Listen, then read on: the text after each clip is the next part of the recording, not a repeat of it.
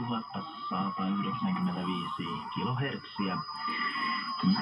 Tämä on Mixin iltaohjelma. Tässä iltaohjelma jatkuu tuonne 19 asti, jonka jälkeen vuorossa on uutta Maunsin ohjailustien ohjelmaa Davidiltä.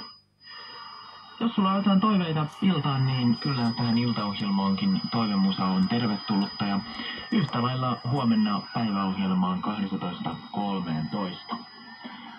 Tervetuloa kuulolle. Tämä on Real Mix ja studiossa Joakim Bäckström.